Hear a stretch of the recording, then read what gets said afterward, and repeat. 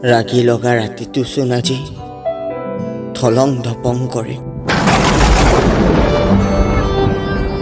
উশাহৰ অভাৱত চোতালৰ তুলসী জোপাই মাথো মৃত্যুৰ ক্ষীণ গণে। মোৰ অপেক্ষাত তেওঁৰ বহু ৰাতি উজাগৰে কাটে। শেষ ৰাতি চোতালত মোৰ মৃতদেহ দেখি বগা সাজেৰে তেওঁ সপোনবোৰৰ মুখাগ্নি কৰে।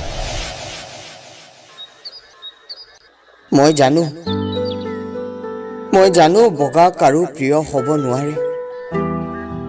চকু পানীবোৰ বগা চাদৰত মাথো স্মৃতি হৈ নিগৰে।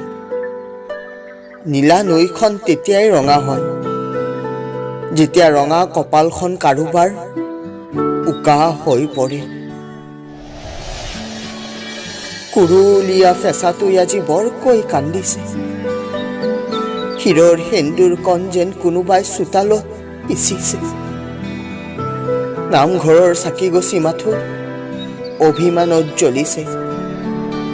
দোষবোৰ কেৱল সকলোৱে বতাহ জাকক জাপিছে।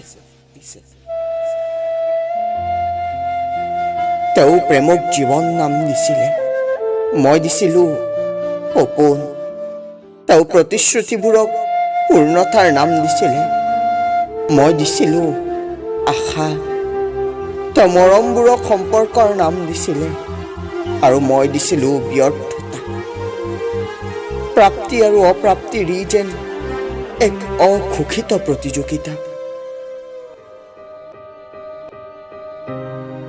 মোৰ মৃত্যুলৈ কোনো ভয় নাই, আছে মাথো জীৱনক লৈ হাবিয়াস।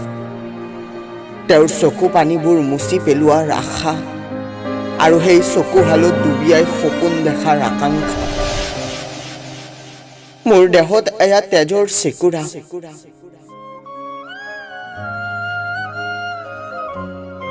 তোমাৰ উকা কপালখন উভৰাই দিওঁ দিয়া ৰঙাৰে।